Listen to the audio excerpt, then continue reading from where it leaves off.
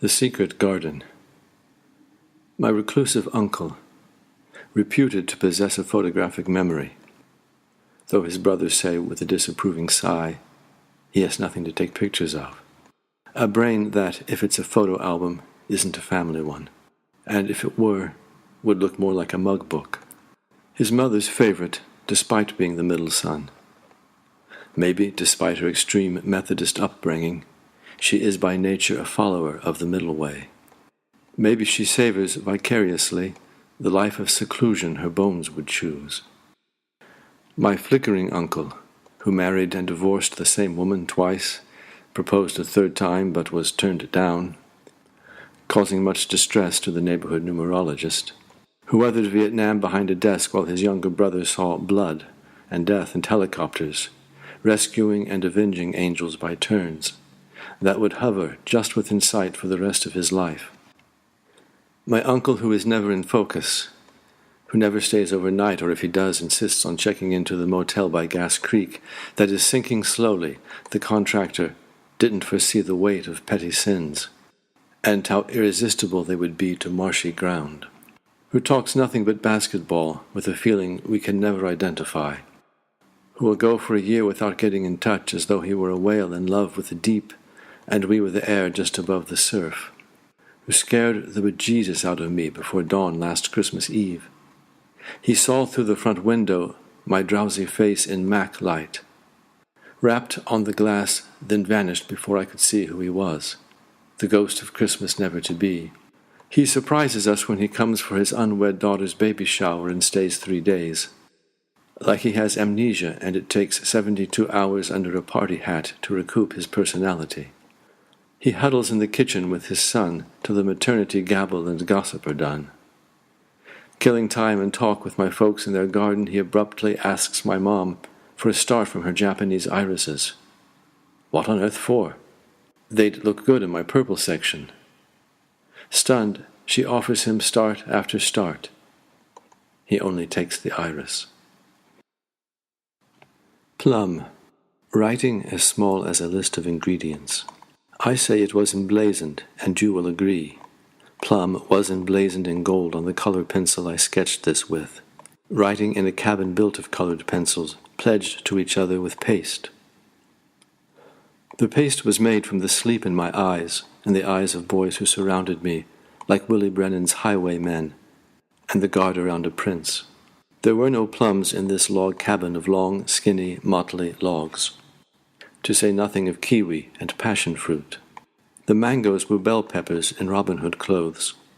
The only rhyme we possessed for these squat, undancing bows was tango. Tangos, we knew, were the devil's way of poisoning movement. One of the boys, with a piercing thumb, pulled out a plum, waved it in my face, rubbed it on my bum. When the witch came to trap me with an apple, I insisted on the fruit I craved. Grudgingly, she fetched a ripe specimen, the color of her royal cape, as juicy as a sponge. I ate it as slowly as I could, which wasn't slowly at all. Now, she laughed, you'll be raped. Now you will die in the wood. I had other plans. Yes, princes would come and kiss my sticky mouth, but I would never wake up. I would remain myself, alluring and adaptable as a tale.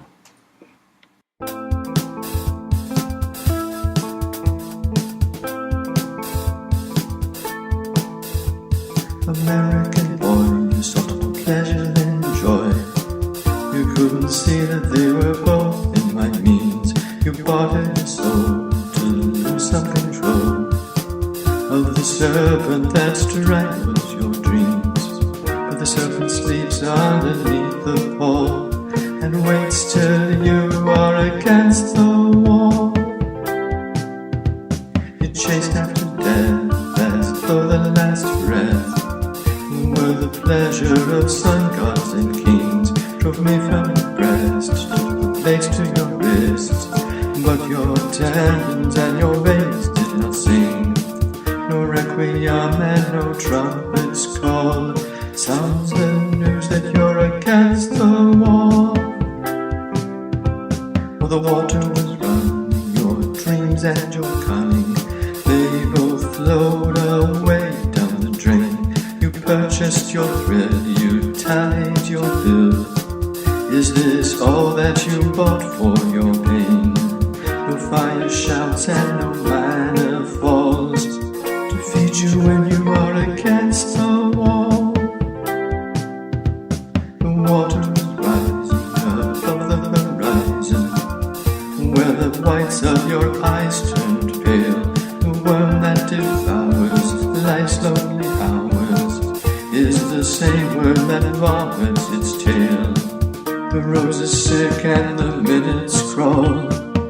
Your shadow breaks against the wall. Who plays with the knife becomes bigger than life and erupts in our Hollywood dreams.